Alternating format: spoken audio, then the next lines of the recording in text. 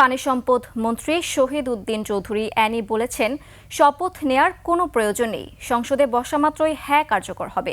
অর্থ পরিকল্পনা মন্ত্রী আমির খসরু মাহমুদ চৌধুরী বলেছেন, চট্টগ্রাম বন্দরকে গতিশীল এবং বিনিয়োগ বান্ধব করতে দ্রুত নেওয়া হবে উদ্যোগ। আর তথ্য সম্প্রচার মন্ত্রী জহির উদ্দিন স্বপন বলেছেন, সাংবাদিকদের ওয়েস্টবোর্ড সমস্যা সমাধানে কাজ শুরু হবে। প্রতিনিধিদের তথ্য ছবিতে ডেস্ক রিপোর্ট। শিয়া বাটার ও ভিটামিন সমৃদ্ধ লিলি বিউটি সোপ, তারুণ্যময় উজ্জ্বল ত্বকের জন্য।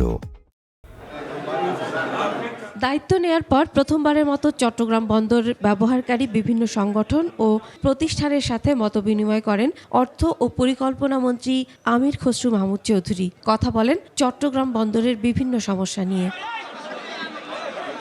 মন্ত্রী বলেন, বন্দরকে বিনিয়োগ বান্ধব হিসেবে গড়ে তোলা হবে। চট্টগ্রাম বন্দরকে ঘিরে যে অ্যাক্টিভিটিসগুলো হচ্ছে, এখানে অনেক কিছুর পিছনে দাম বাড়ার পেছনে অনেক কারণ আছে চট্টগ্রাম বন্দরকে ঘিরে।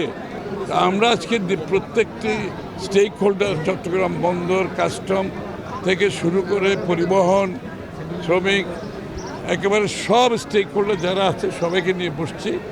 পুঙ্খানুপুঙ্খানুরূপে আমরা এগুলো বিবেচনা করছি, কোথায় কোথায় সমস্যা হচ্ছে, কেন।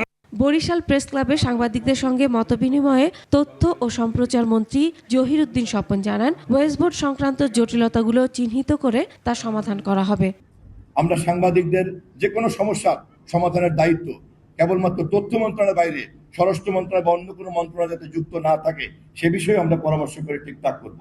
কারণ সাংবাদিকতার মতো পেশাতে তাদের যে কোনো ধরনের জবাবদিহিতা তা কেবলমাত্রই সাংবাদিকতার পরিকাঠামোর মধ্যেই হতে পারে, এর বাইরে কারো হস্তক্ষেপ থাকুক তা আমরা চাইবো না। পানি সম্পদ মন্ত্রী শহীদ উদ্দিন চৌধুরী অ্যানি লক্ষ্মীপুরে শহীদ মিনারে ভাষা শহীদদের প্রতি শ্রদ্ধা জানান। পরে তিনি বলেন, জাতীয় সংসদে বসা মাত্রই হ্যাঁ কার্যকর হবে, তবে যেখানে নোট অফ ডিসেন্ট দেওয়া হয়েছে সে বিষয়ে সংসদ সিদ্ধান্ত নেবে। হানা ভোট হয়েছে, গণভোট, সেখানে হা জয়যুক্ত হয়েছে। খুব স্বাভাবিক কারণেই পার্লামেন্টে বিলটা রেজ হবে। হায়ের শপথের কোনো প্রয়োজন নাই। হা অটোমেটিক জাতীয় সংসদে বসা মাত্রই হা কার্যকরী হবে এবং এটাই জুলাই জাতীয় সংসদ।